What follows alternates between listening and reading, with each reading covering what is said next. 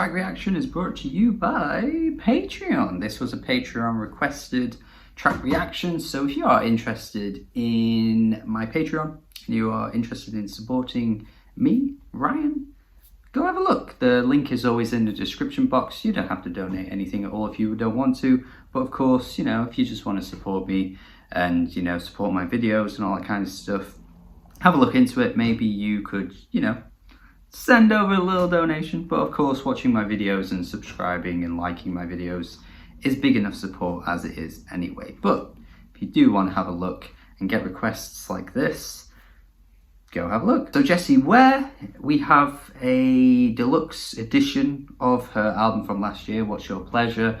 A lot of artists are doing this at the moment. I've got conflicted feelings on it because it tends to be, you know, huge artists that like drop an album with loads of songs on it already, and then it's like, oh, but here's a deluxe edition 1 week later and there's like another 20 tracks added on. I mean, maybe not 20, that's an exaggeration, but basically it's a lot.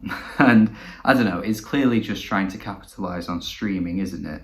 The more streams you get, the more money that you get, the record label benefits, the artist benefits, all that kind of stuff. It's just a pretty tactical maneuver these days.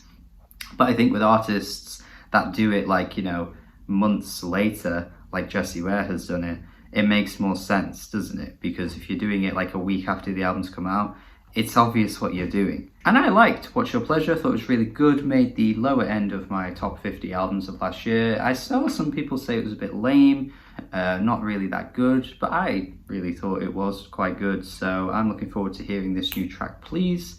And let's see how it is, if it's more of the same or she's going for something different. Let's find out. Okay. Feels very like 2000s. I feel like a 2000s artist would do something like this.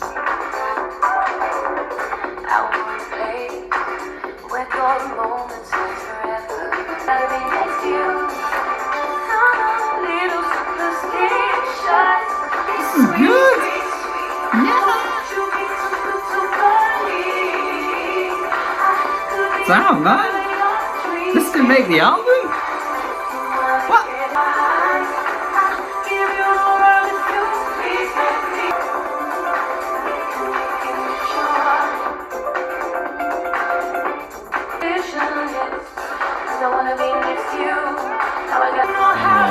Her vocals sound so great for this song.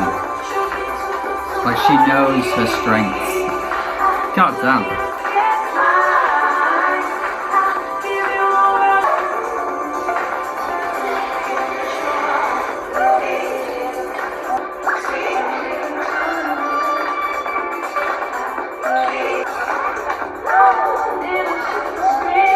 Yeah, man, that was great. That was really great. Honestly, goes toe to toe with some of the best tracks on the album. Like, I don't know if I'd say it would be the best song on the album, but I think it really does go head to head. It's up there. It's up there. This could have easily made the album. Really could have easily made the album.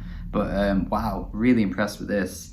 The production sounded great. Her vocals were so smooth over this.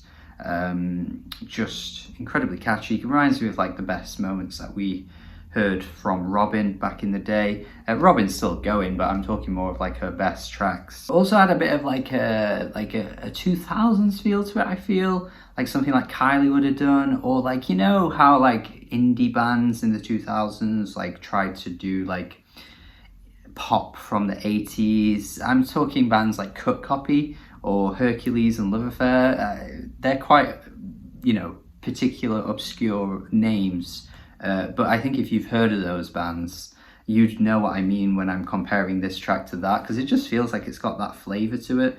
But of course, Jessie Ware is just really good at making a pop song, so that's really the end of it. There isn't more to add than that. I think she's proven that there isn't really an era of pop that she couldn't do. There's really nothing in pop I don't think she could do.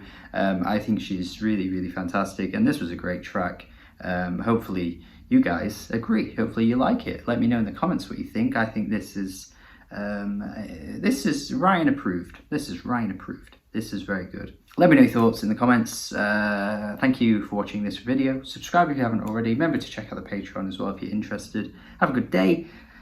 and goodbye.